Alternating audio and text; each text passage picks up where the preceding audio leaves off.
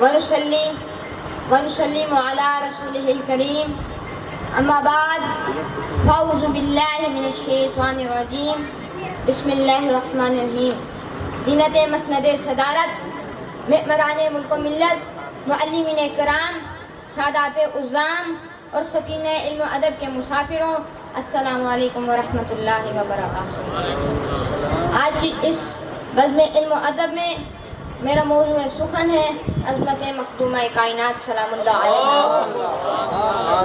بنت خیر الورا سیدہ فاطمہ، بنت خیر الورا سیدہ فاطمہ، زوجہ مرتضیٰ سیدہ فاطمہ، جن کے بیٹے ہیں سردار فردوس کے، جن کے بیٹے ہیں سردار فردوس کے، ملکہ النساء سیدہ فاطمہ، ملکہ النساء سیدہ فاطمہ. خود خدا نے بتایا ہے قرآن میں، خود خدا نے بتایا ہے قرآن میں، آپ کا مرتبہ سیدہ فاطمہ، آپ کا مرتبہ سیدہ فاطمہ. جناب والا، میرا ناز، میرا مقدر، میری خوش بختی کی معراج ہے.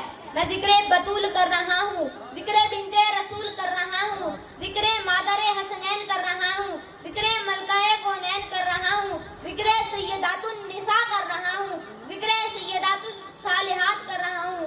آؤ قرآن سے پوچھتے ہیں مقام سیدہ کیا ہے، مقام زہرا کیا ہے، تو قرآن جواب دیتا ہے اِنَّا أَعْطَيْنَاكَ الْكَوْثَرَ. امام راضی سورہ کوثر کی تیسری تفسیر میں لکھتے ہیں کوثر سے مراد سیدہ فاطمہ الزہرا سلام اللہ علیہا ہیں.